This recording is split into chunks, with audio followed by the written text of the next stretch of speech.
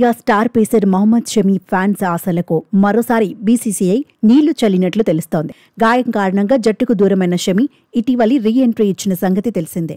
రంజీ ట్రోఫీలో బెంగాల్ తరపున ఆడి మధ్యప్రదేశ్పై 5 వికెట్లు తీసి తన ఫిట్నెస్, ఫామ్ను ఏమాత్రం కోల్పోలేదని నిరూపించుకున్నాడు.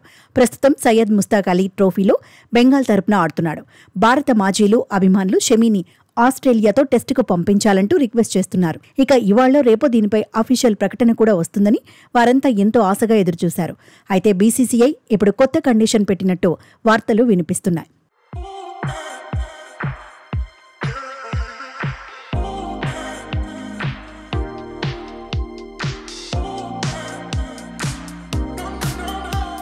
ప్రస్తుతం మహమ్మద్ షమీ ఫిట్నెస్ ను తనిఖీ చేయడానికి నేషనల్ క్రికెట్ అకాడమీకి చెందిన కొంతమంది అధికారులు, సెలెక్టర్లు రాజ్కోట్లో ఉన్నారు. అతను షమీపై దృష్టి సారించారు. సయ్యద్ ముస్తాక్ అలీ ట్రోఫీలో అతను ఇంకా కొన్ని గ్రూప్ దశ మ్యాచ్లు ఆడాల్సి ఉంది.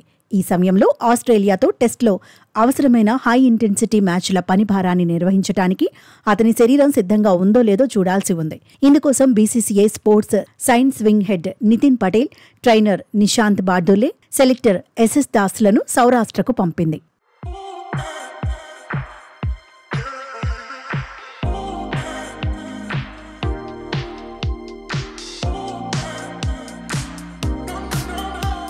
షమీ స్పెల్ వేయగలడా, అతడి ఫిట్నెస్ ఎలా ఉంది అనే అంశాలను ఈ బృందం టీం మేనేజ్మెంట్కు ఎప్పటికప్పుడు రిపోర్ట్ చేరవేస్తున్నట్టు తెలుస్తోంది.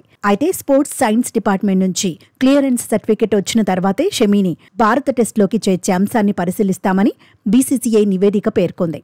వాస్తవానికి బీసీసీఐ షమీకి సంబంధించి ఎలాంటి రిస్క్ తీసుకోవాలనుకోవడం లేదు.